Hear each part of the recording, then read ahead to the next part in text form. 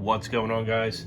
Today we have another 325 in to get some work done. This is a 2024 with 14 hours you just saw on the cluster there. And the owner brought this in because he wants to get the intake manifold addressed, basically doing the same services we've done on a few skis now, which is the iMuck, getting rid of the spark arrestor. I have a few videos out on this now, so we're going to be providing that service.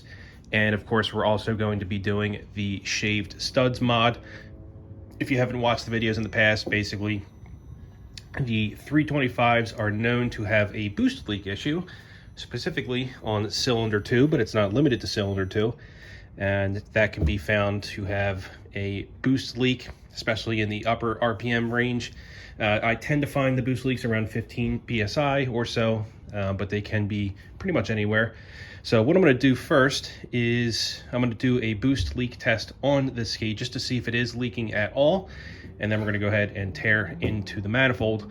But just give you some story here. This is the owner actually did most of the mods here himself. He did the Reassembly, he did the dual exhaust. Of course, there's also a water box intake, intercooler pipes, and we also have the active jet sport SCOM, the speed override module, and of course a catch can. And one of the things that's interesting is, actually I shouldn't even say interesting because it's pretty common at this point, is that after he did his first service oil change, he found that it was heavily overfilled. He was able to extract around 4 quarts, a little over, I think. Generally, you get under just around 3.5 or so when you do an extraction using the drown mode method. So his oil was definitely overfilled. So I'm not sure what he's getting speed-wise, but after we address these things and kind of take care of everything that needs to be taken care of, he should get around 80 miles per hour. So he's still running the factory impeller, the stock impeller. May go to a 14-19 in the future, not really sure, but you know, the ski only has 14 hours on it, so he's going to continue with that impeller until it needs to be changed. So that's that. So let's go ahead and actually, before I do the boost leak test, I'm going to connect to buds. We'll open that up, see if there's anything in there. Again, it's a brand new ski. There shouldn't really be any issues at all, but anytime I bring a ski in, the best thing to do is just plug it into the software. You never know. Sometimes there could be something going on that's not, described or whatever. And one of the other things we're going to do too is kind of just, since he did install these mods, he asked that we just kind of check over things, make sure everything's the way it should be. This hose clamp looks a little far up, but we'll go ahead and we'll check on that, especially when we get to the boost leak test, because that'll let us know. But let's go ahead and get the software connected and we'll see what the ski's doing. All right, here we are. So we can see that there's at least a couple fault codes. So let's go ahead and go in there. We'll take a look at these. All right, so we have a GPS code. That's usually safe to ignore anytime there is a speed override. We do have a EGT sensor code, exhaust high temperature, ECM loss of communication with IBR, loss of communication with immobilizer, gate movement prohibited. So none of these are really like electrical codes. A majority of these can be answered either by low battery, the SCOM, or potentially the ski running without enough cooling water. The loss of communication codes here generally can be ignored because they are essentially if the battery gets too low. I mentioned this in a lot of videos. Some modules will shut down before the ECU does, and they will trigger faults. So what we're going to do here is we're going to clear these codes. Only one of those was active, by the way. The other ones were just occurred. And none of them came immediately back, so that's a good sign. So the overheat ones, if we take a look here, I did take a look earlier, but the cooling hose routing is correct. There's nothing wrong. We have the inputs and everything on the intercooler, and the EGT sensor, which is this guy right here, looks perfectly fine. In fact, if you were to unplug it, you would throw a fault code, but everything looks fine there. So generally, they're pretty safe to ignore. We don't have to worry about that. So aside from that, that was pretty much the only thing that stood out. There's no updates or anything pending, so we are good to go here. So I'm going to shut down the software. I'm going to break out the boost leak tester, and we're going to fill the ski to around 20 PSI. Again, the 325 in stock form usually peaks around 17 PSI, especially on a tune.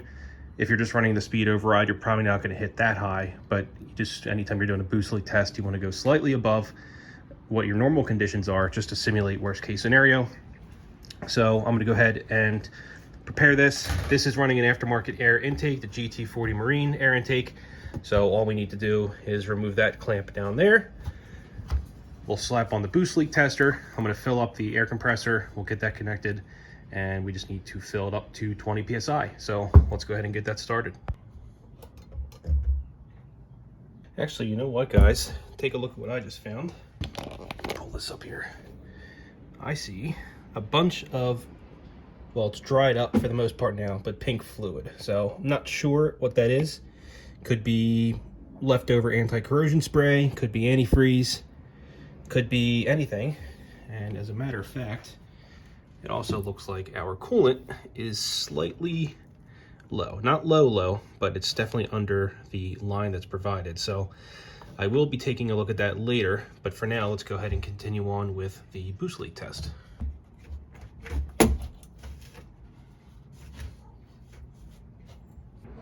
Just need to connect shop air. All right, let's start filling up to 20 psi and here for leaks.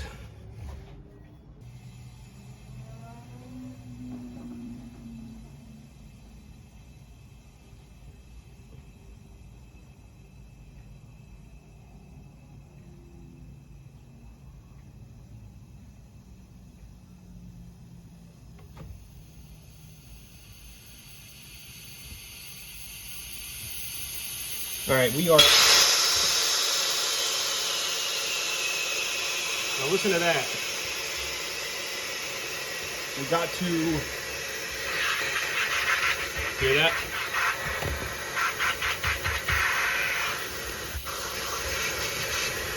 So that one hose clamp that I pointed out earlier is leaking. I just turned off the air compressor. So our connection, let me pull this up. Just under here, that connection here is leaking. So I'm going to loosen this clamp, bring it back a little bit, retighten it, and then we'll retry the test. All right, that clamp is adjusted. Let's go ahead and fill back up and see for any more leaks.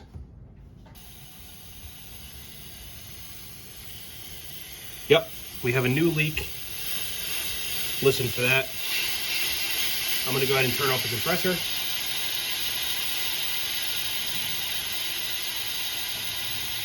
We'll wait for that to discharge, and we're going to fix the clamp on our supercharger outlet. I'll pull the camera up here so you can see it right here. You can hear that air. So I'm gonna go ahead and address this guy next. All right, so that's 2 boost leaks fixed and addressed now. Let's go ahead and repump up to 20 psi and see what we find.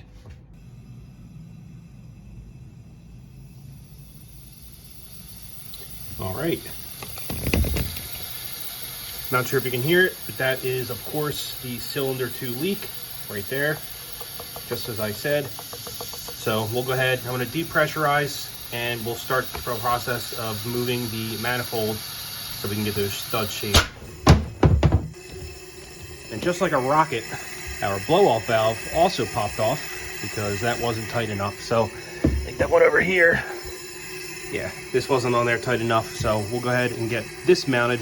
So now we have 2 boost leaks we need to address. One is this, and then we're also going to have to pull the manifold to get those studs shaped down. We'll take care of that. Blow-off valve is reattached, put it on there nice and tight, so we shouldn't have any issues there.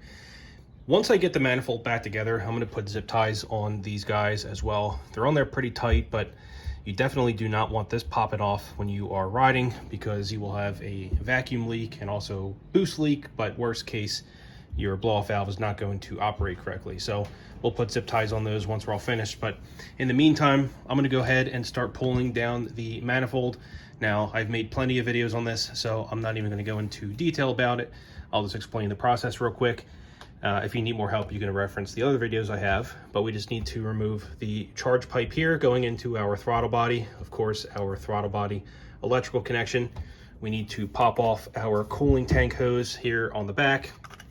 I'm going to pull off our engine cover here, and we need to remove the injector harness clips. We have to remove the coil pack clips, the electrical clips, We'll remove the fuel rail. We have the map sensor, which is under our unused inlet hose here.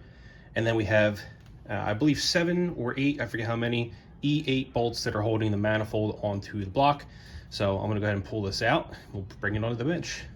All right, manifold is out. So we'll get to this shortly. But what I wanna do first is try to figure out what that pink stuff is at the bottom. It's still kinda, there is some wet spots. You can see it's moving around there. And to do that, what I'm gonna do is just get a whiff of it. All right, it's not coolant, it's RV antifreeze. So he most likely just popped off one of these hoses when he was winterizing. But I'm gonna go through and just take a look, double check the clamps, make sure everything is attached. You know, we don't want any water leaks or anything like that. So I'm gonna run through that. If I find anything, I'll let you know. Well guys, check this out. This lower hose, oops, let's see if I can get in there. I can't get a good camera angle. Completely loose. Barely attached at all. So whether that was the issue or not, it's hard to say. Now I know for a fact that when you do the upgrade, you get rid of the exhaust and stuff like that, you do need to adjust your hoses on the intercooler. So there is a very real chance that the owner did all these upgrades after winterizing, and when he took the hoses off the intercooler, it just dumped out some RV antifreeze. That's most likely what it was. I don't see any wet spots around that hose, so I doubt it was leaking from there. But the fact remains that hose is definitely completely loose. Everything else seems fine. I checked everything, so we should be okay there. So I'm gonna tighten that up, and that should be good. All right, guys, here is the intake manifold all put back together. You can see we have the IMUC there. We have the adjusted spacers on the back. So now all we need to do is put the manifold back in. So I'm gonna knock that out real quick. And then of course we'll do a test start, make sure everything is good to go. All right, guys, that wraps everything up. So let's go ahead and give it a test start, make sure everything is good with no fault codes.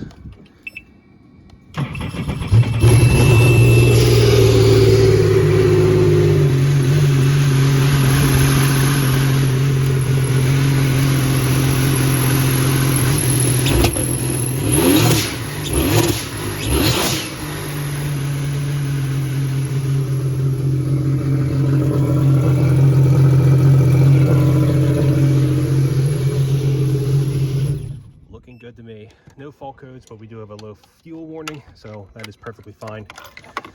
So we are all set here. That is the intake manifold upgrade, basically doing the crimps and all that good stuff. So we are good to go there. And boost leak check, found quite a few boost leaks here that they are all addressed. So all I need to do now is put on the engine exit cover, seats, cover it up, and the owner is good to go. If you guys have any questions at all, of course, please feel free to leave a comment and I'll get back to you as soon as I can.